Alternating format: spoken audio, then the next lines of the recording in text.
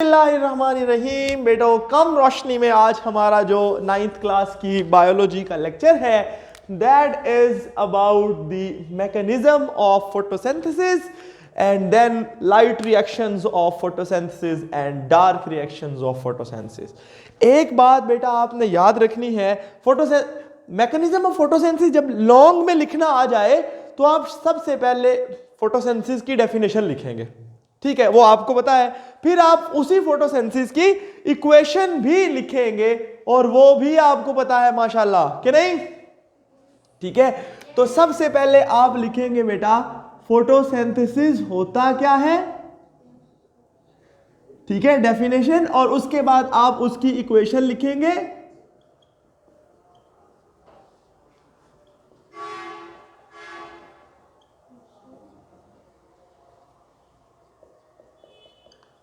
ठीक है, ये लिखने के बाद आप क्या काम करेंगे बेटा, याद रखें आपने ये एक स्टेटमेंट लिखनी है कि photosynthesis occurs on the chloroplast, in the chloroplast.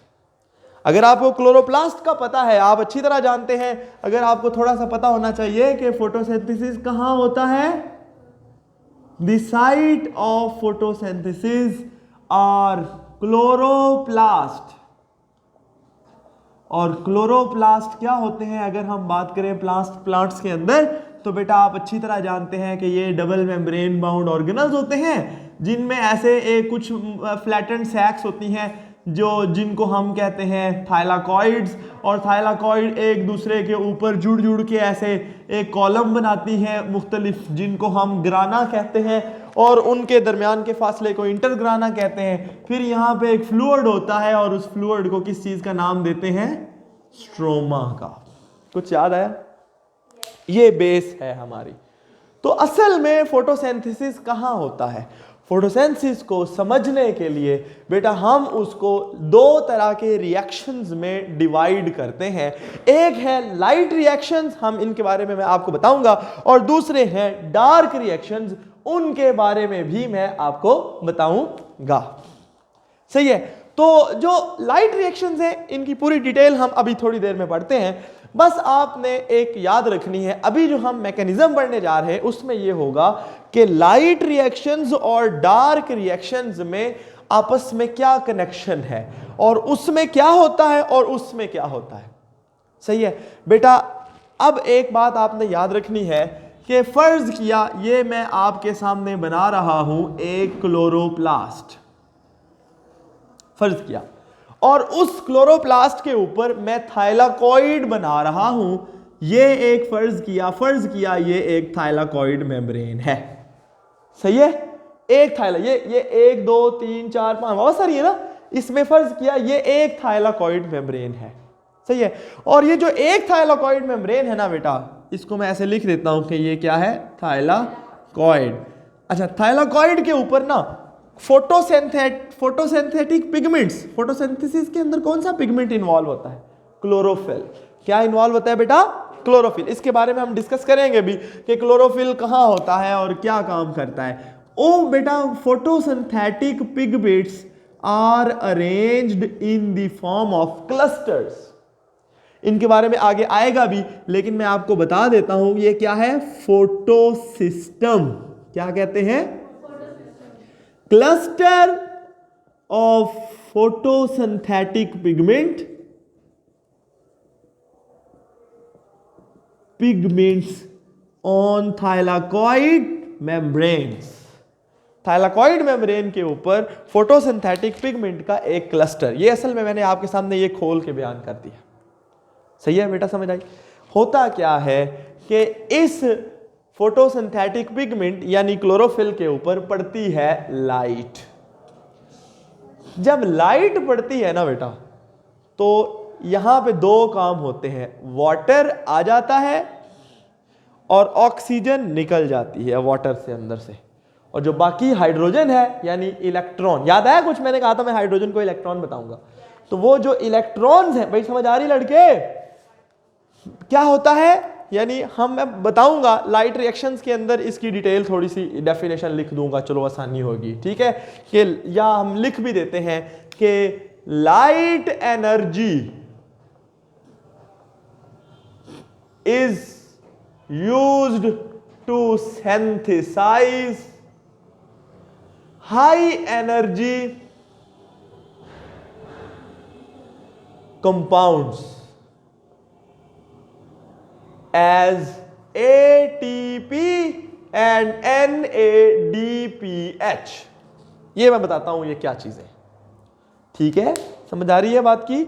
चीजें अभी थोड़ी सी है पैटर्न है, परेशान ना हो, चीजें लाइन में आ जाएंगी, आपको समझ आ जाएगा, ठीक है। यानी कि वो कहता है कि सूरज की रोशनी की एनर्जी इस्तेमाल होती है और दो चीजें बनती हैं, एक को हम ATP कहते हैं और दूसरी को हम NADPH कहते हैं।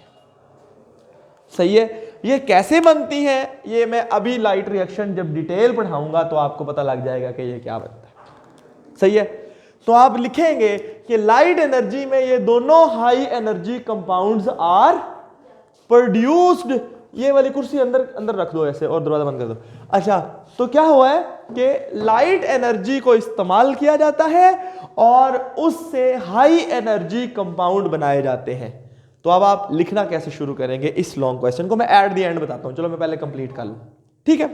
फिर ये दोनों हाई एनर्जी कंपाउंड बेटा एक साइकिल के अंदर जाते हैं और उस साइकिल को हम कहते हैं केल्विन साइकिल। क्या कहते हैं बेटा?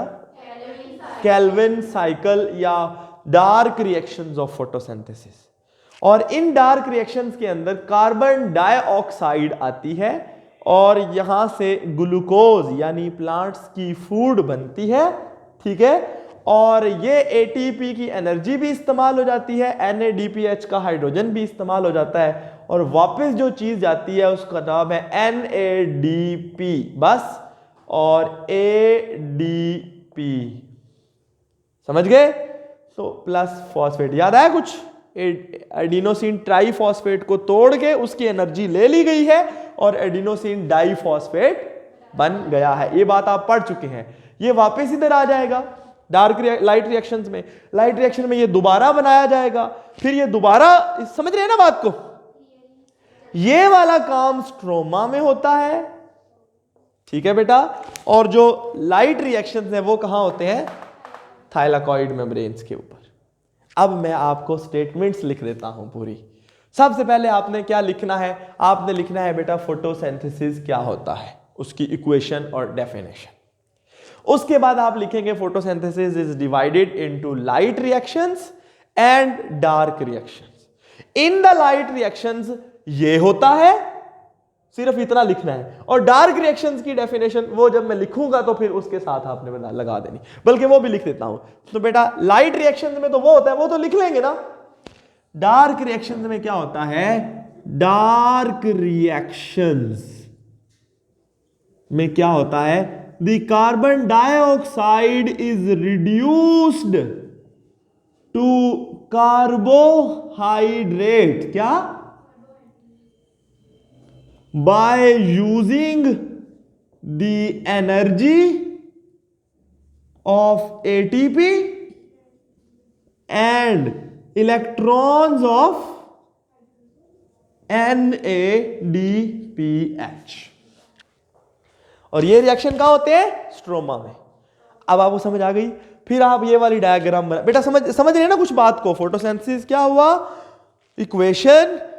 Photosynthesis is divided into two types, the light reactions and dark reaction. फिर लाइट रिएक्शन में ये होता है, डार्क रिएक्शंस में ये होता है, और फिर ये वाली डायग्राम।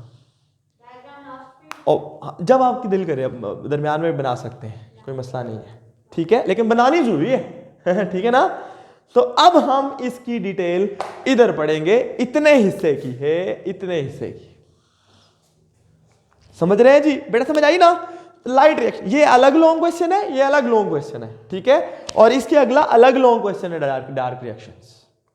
शॉर्ट में भी आ जाता है लेकिन लॉन्ग में भी आ जाता है। मैं अभी आपको डिटेल में पढ़ाता हूं। तो बेटा लाइट रिएक्शंस की बात करते हैं कि लाइट रिएक्शंस में क्या होता है। सबसे पहले आप लिखेंगे व्हाट आर लाइट रिएक्शंस। तो आपने लिखा है कि in the light reactions of the photosynthesis, सूरज की रोशनी को इस्तेमाल करके हाई एनर्जी कंपाउंड्स बनाए जाते हैं, जिनके for example ATP and NADPH, and these reactions occur on the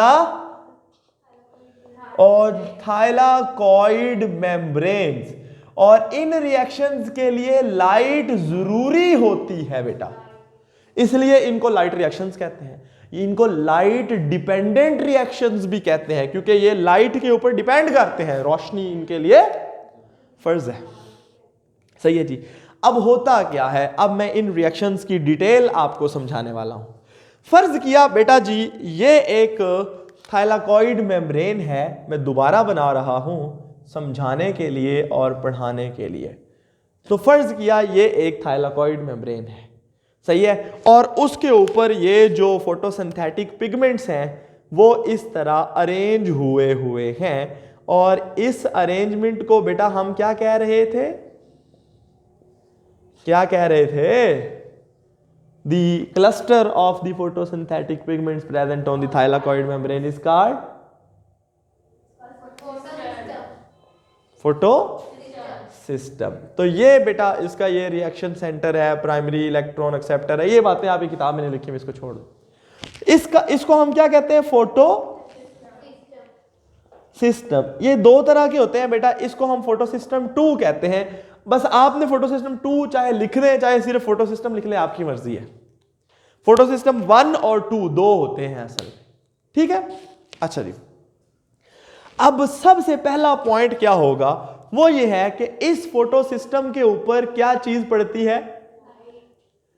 तो आप लिखेंगे कि जनाब, अच्छा मुझे एक बात बताएं, किसी चीज में लाइट पड़े उसके इलेक्ट्रॉन्स को एनर्जी मिलेगी? तो वो उड़ के, यानी वो हाई एनर्जी लेवल पे चले जाएंगे। होते वो इधर ही है लेकिन वो कहीं ऊपर चले सब ऊपर नहीं जाते, लेकिन समझे उनका एनर्जी लेवल क्या हो जाता है, मतलब एवे शौके हो जाते हैं। लाइट उनके ऊपर पड़ गई ना, तो रोशनी पड़ी। तो आपने सबसे पहले क्या लिखना है, सबसे पहला पॉइंट अब मैं बेटा आपके सामने लिखने लगा हूं, वो ये है नंबर 1 पॉइंट। मैं लाइट रिएक्शन समझा रहा हूं, पहले आपने ये लिखना है, फिर आपने ये लिखना है, फिर डायग्राम अगर आपको आती होगी तो आप ये सारे पॉइंट्स याद कर लेंगे, आराम से वो हो जाएगा। क्या क्या पॉइंट हुआ? Number 1, light falls on the photo system 2 and electrons of chlorophyll, जो फोटो सिस्टम 2 के ऊपर है, आर एक्साइटेड। एक्साइटेड का मतलब क्या होगा? Brought to the high energy level. कहते हैं ना भैया ये बंदा बड़ा एक्साइटेड हुआ है, इसने रोटी रोटी अभी खाई है, इसकी एनर्जी है कि नहीं। समझ गए ना जी बात को। तो पहला पॉइंट आपको समझ आ गया कि सूरज, अच्छा देखो बेटा, फर्ज किया, मैं फर्ज कर रहा हूं, फर्ज किया ये इलेक्ट्रॉन जो एक्साइट हुए हैं, एक्साइट होने से क्या मुराद है? They go at high energy level. तो फर्ज किया, फर्ज किया हम समझाने के लिए कहते हैं ये इलेक्ट्रॉन्स बेटा यहां चले गए, हाई एनर्जी लेवल पे चले गए, सही है। तो इनकी जगह पीछे खाली बच गई ना कि नहीं? इनकी जगह खाली बच गई। जिस चीज से इलेक्ट्रॉन छीन लिए गए हूं या चले गए हूं, वो चीज कौन सा एजेंट होती है बताओ?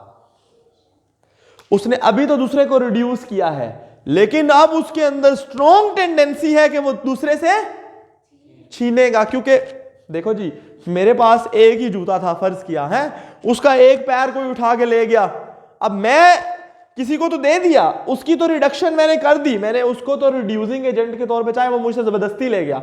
अब मैं क्या करूंगा? मैं, कोई बंदा भी मुझे जूता देने की कोशिश करेगा, मैं दबा दब पकड़ लूंगा। समझ गई बात को? यानी कि मुझे एक जूता फौरी के फौरी चाहिए। इसका मतलब यह है कि जब ए इलेक्ट्रॉन ऊपर चले गए हैं तो इस जगह पे इलेक्ट्रॉन की हो गई है कमी। उस कमी को पूरा करना फर्ज है, और वो कमी कहां से पूरी होगी? कहां से? पानी से। क्यों? मैंने कहा था पानी अपने इलेक्ट्रॉन्स दे देता है और ऑक्सीजन निकाल देता है। याद आया कुछ भाई साहब? दूसरा काम, ये दूसरा स्टेप है। दूसरा काम क्या करता है? Light breaks the water. Light क्या काम करती है? And oxygen is released and electrons क्या होते हैं, आर यूज्ड टू रिप्लेस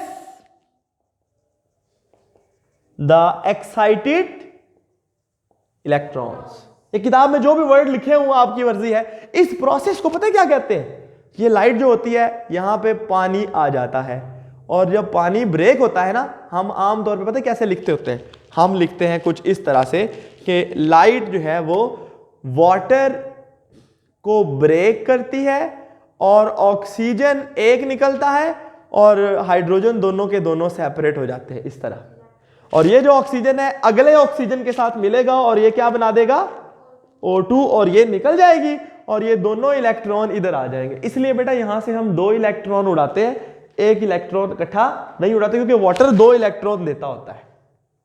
सही है, तो ये दोनों हाइड्रोजन, मैंने इसके ऊपर पॉजिटिव चार्ज नहीं लगाया हाइड्रोजन के ऊपर, इसका मतलब है इसके पास इलेक्ट्रॉन मौजूद है।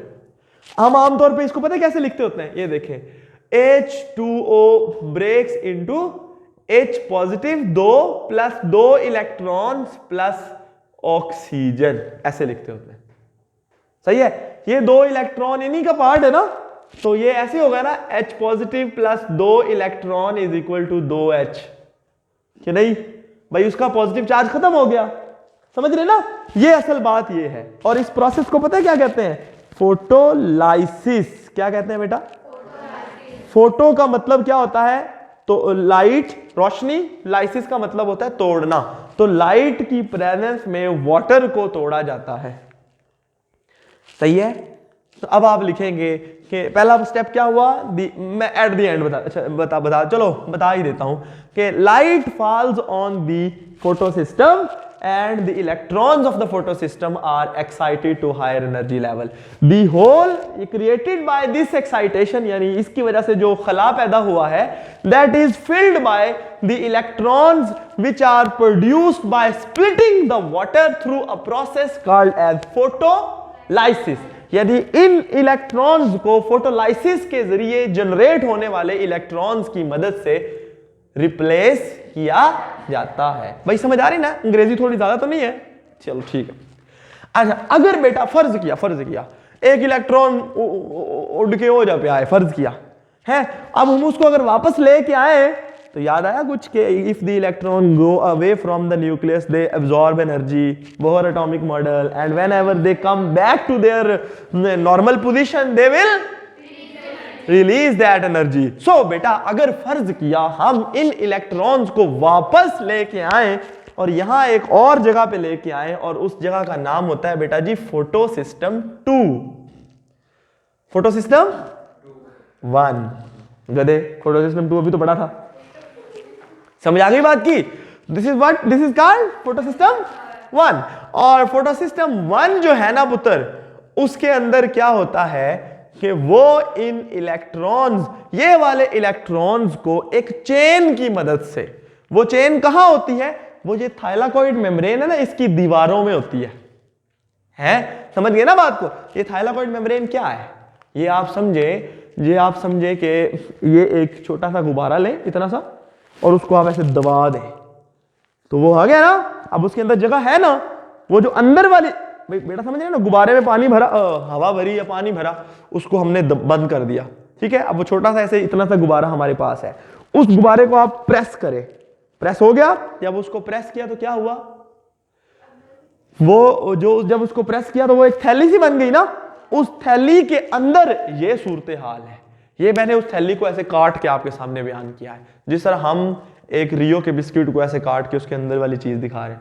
रियो के बिस्किट में जहां क्रीम लगी होती है ना, वो समझे फोटो सिस्टम है, ठीक है। और जो ऊपर और नीचे जो बिस्किट लगे होते हैं, वो समझे इसकी ऊपर और नीचे वाली दीवारें हैं मेम्ब्रेन से। उन दीवारों के अंदर ये चेन है जिसके बारे में मैं आपको डिस्कस करने लगा हूं। इसका मतलब ये है बेटा, अगर यानी ये इलेक्ट्रॉन हायर एनर्जी लेवल से वापस अपनी औकात पे लाए जाते हैं और इसको एक चेन की मदद से लाया जाता है। उस चेन में मुख्तलिफ प्रोटीन्स होती हैं, जिसको एक प्लास्टोक्विनोन है, एक साइटोक्रोम कॉम्प्लेक्स है। किताब में नहीं लिखा हुआ, अगर बेटा आप लिखें तो आप माशाल्लाह अच्छे हो जाएंगे। और एक तीसरी साइटोक्रोम कॉम्प्लेक्स है और एक तीसरी प्रोटीन है प्लास्टोसियानिन।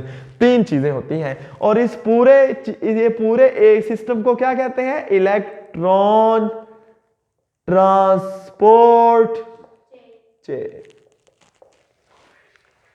सही है, ऊपर से देख के मत बताओ। अच्छा, इलेक्ट्रॉन ट्रांसपोर्ट चेन, तो उसके बारे में मैं आपको बताऊं, ये तीसरा स्टेप बताने लगा हूं। The excited electrons are brought to lower energy level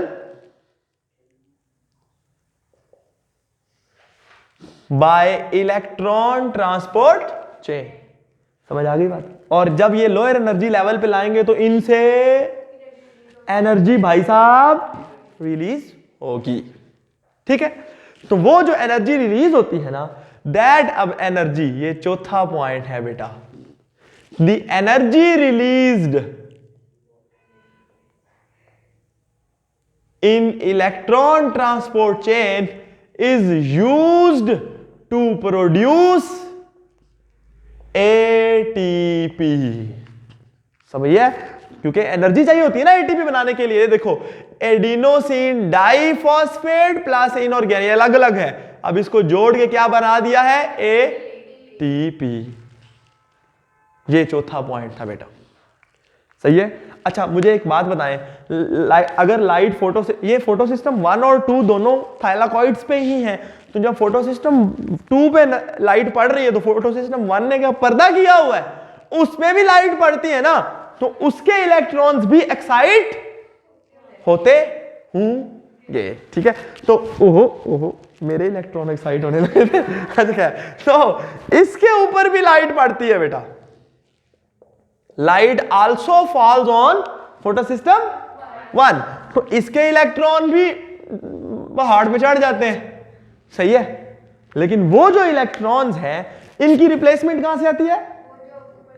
हाँ, जो इधर से आए हैं भाई साहब, इनके लिए पानी का हिसाब किताब नहीं है। इनके लिए जो फोटो सिस्टम 1 से आ गए हैं, 2 से आ गए हैं, उनकी रिप्लेसमेंट हो जाती है। ये जो इलेक्ट्रॉन्स हैं ये बेटा फिर प्लास्टोसायनिन को मिलते हैं, नहीं एक और हम कहते हैं उस प्रोटीन का नाम, मुझे अब पेरिटिन शायद, मुझे भूल गया बहरहाल। तो वो जो प्रोटीन है वो फिर एक 2 NADP लेते हैं plus 2 electrons plus 2 H positive ion, ये वही है 2 हाइड्रोजन ऐसे। सही है ना बेटा? तो क्या बनाते हैं? 2 NADPH, दूसरी चीज भी बन गई। यानी ये आप लिखेंगे कि 5वां point, the electrons of photo system 1, the excited electrons of photo system 1 are used to produce NADPH by an enzyme। उस एंजाइम का नाम है बेटा NADP रिडक्टेज। नाम से जाहिर है, NADP की रिडक्शन करने वाला, उसमें हाइड्रोजन डालने वाला, तो NADP रिडक्टेज, सीधी सी बात। सही है जी। तो ये है बेटा ये 5 पॉइंट लाइट रिएक्शंस के, जिनको आपने एक्सप्लेन करना है।